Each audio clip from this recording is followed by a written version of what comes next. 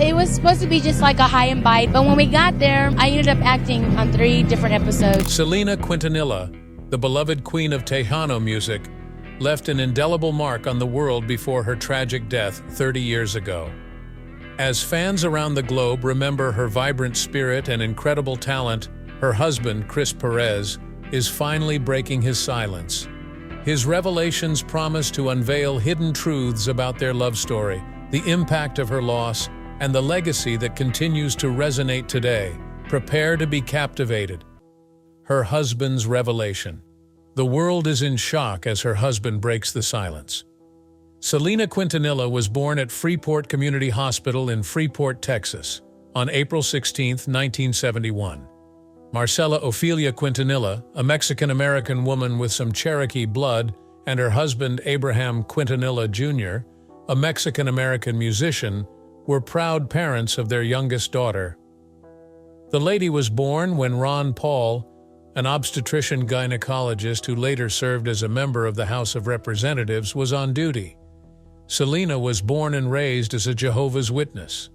Her father realized she had a gift in music when she was only 6 years old.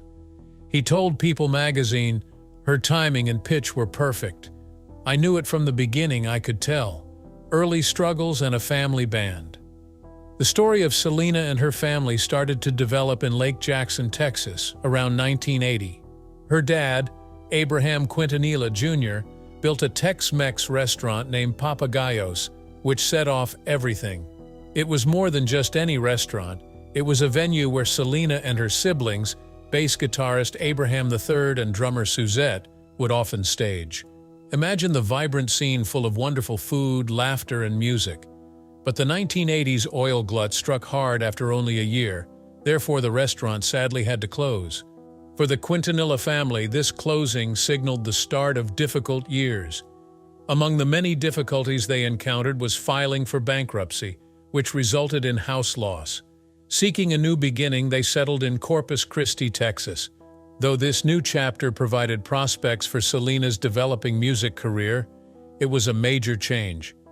Driven to see his daughter thrive, her father intervened as manager of a fledgling band he started, Selena y los Dinos. They began performing wherever they could, on street corners, at weddings, quinceañeras, and neighborhood fairs. Though it meant sacrifices, every gig was a step toward realizing their aspirations. Balancing Selena's music career and education became harder as her profile started to rise.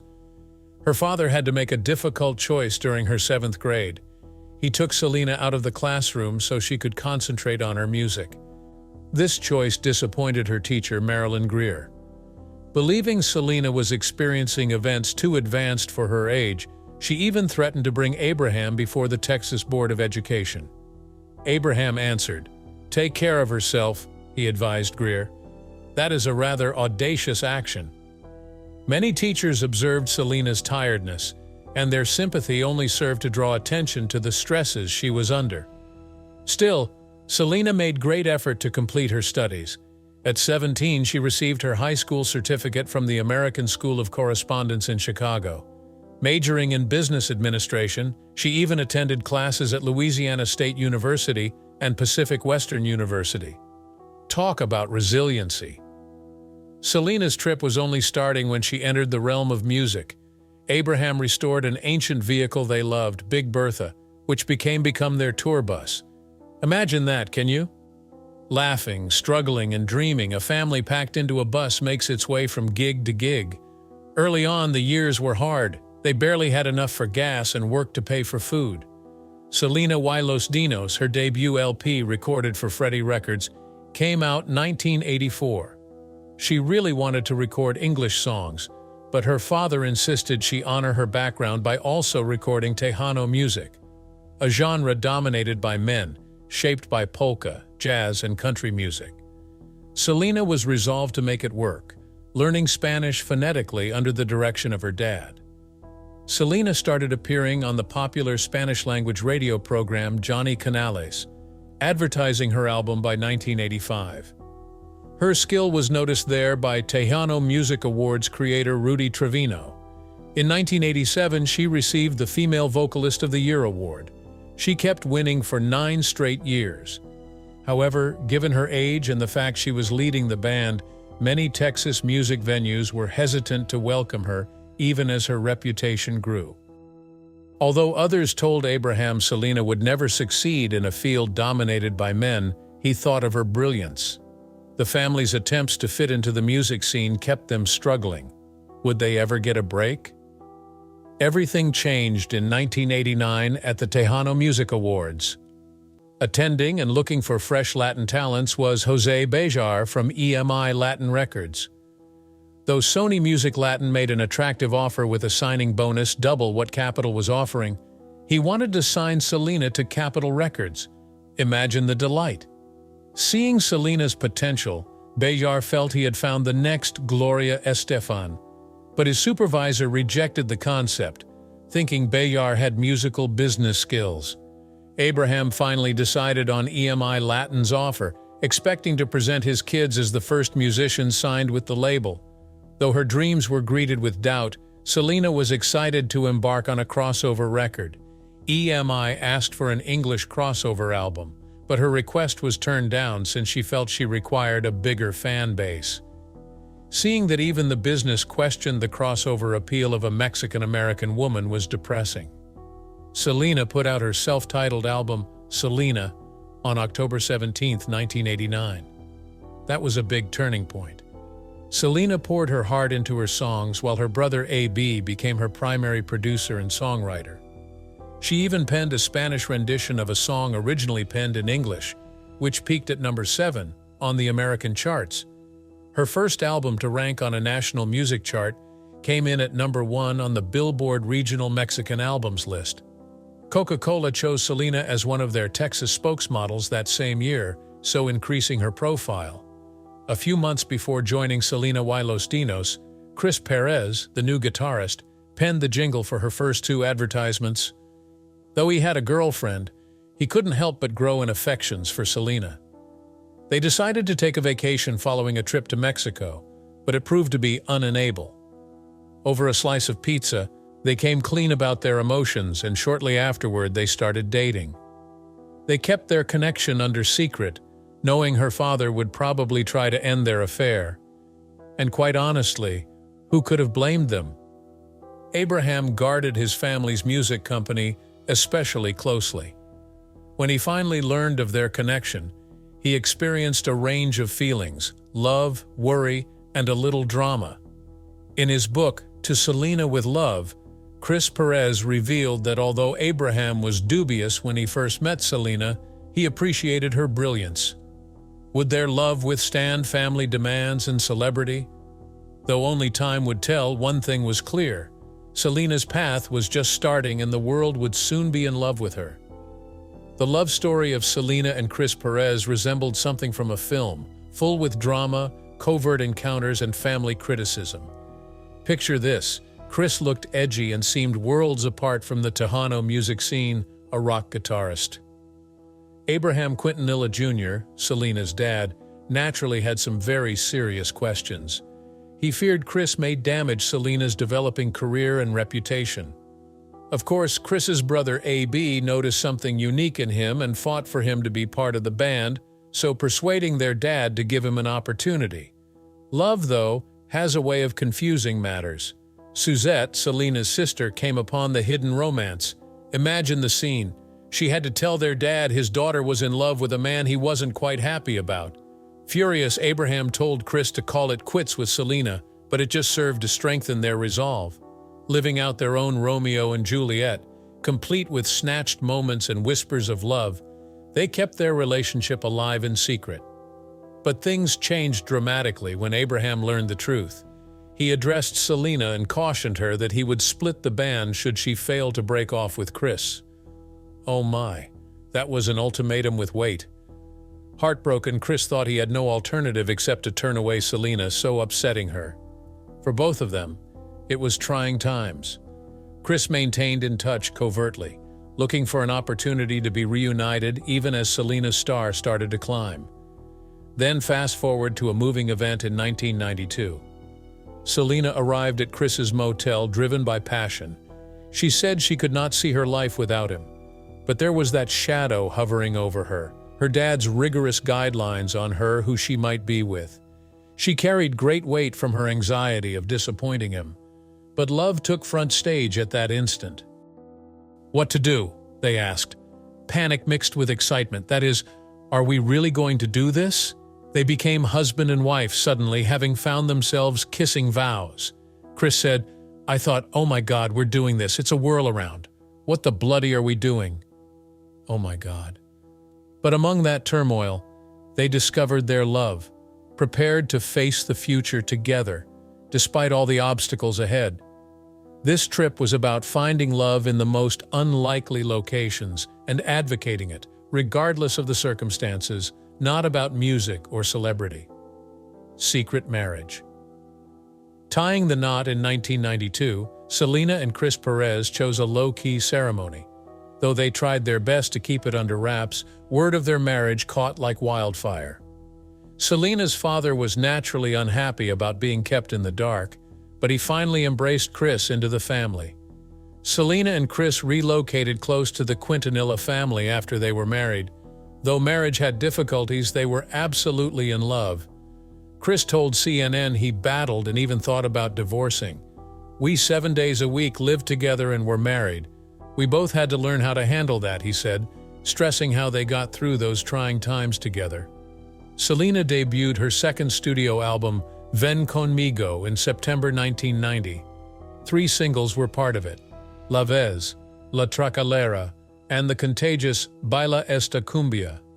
Especially in Mexico, where a compilation album was created and finally earned platinum certification for selling 150,000 copies, Selena's second song became one of her best-known singles.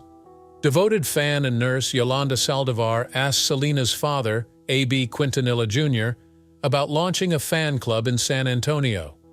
Yolanda felt it would be a great chance to meet other supporters after seeing one of Selena's shows. A.B. consented in hope it would increase the band's profile. Yolanda befriended Selena and her family fast, and by 1991 she was named fan club president. That same year, El Salvador native artist Alvaro Torres penned a duet, especially for Selena. Produced by Enrique Elizondo, his album Nada se compara contigo included the song Buenos Amigos. Selena won 2 Billboard Music Awards in 1992 after this song rose to be her first #1 single on the Billboard Top Latin Songs list. Additionally nominated at the Tejano Music Awards for Duo of the Year was, released in May 1992, Selena's third studio album, Entre a mi Mundo, was praised as her breakthrough. For an amazing 8 months, the album dominated the U.S. Billboard Regional Mexican Albums chart. Selena encountered mistrust during a press trip in Monterrey, Mexico because of her mixed ancestry. Certain media sources mistreated Tejanos. She won them, though, and was regarded as an artist of the people. Rising popularity for Selena resulted in further concert bookings, including an unforgettable performance at Festival Acapulco in May 1993, where she got great comments. She became well known in Mexico by September of that year when 70,000 people attended her show in Nuevo León. Released were 4 singles from Entre a mi Mundo, Como la Flor, Quic Crea, La Carcacha, and Amama. Como la Flor became her hallmark tune. Critics hailed it as her breakthrough, and it shot to #6 on the U.S. Billboard Top Latin Songs chart. Selena debuted live the next year, recorded during a free concert at the Memorial Coliseum in Corpus Christi on February 7, 1993. It included 3 studio songs, No Debe Lugar, La Llamada, and a duet with Emilio Navarra, Tu Robaste Mi Corazón, along with live performances. The record was nominated for a Grammy in Best Mexican and American Album. Selena was a fashion guru as well as a singing star. She founded Selena ETC, her own beauty salon in Corpus Christi 1994, then another shop in San Antonio. Selena and her family were confronted in March 1995 when her loyal friend Yolanda Saldivar, who ran the shops, was suspected of embezzling money. Selena maintained contact with Yolanda for required paperwork despite the fallout. Sadly, Chris Perez ran over the company following Selena's passing. the San Antonio store closed finally.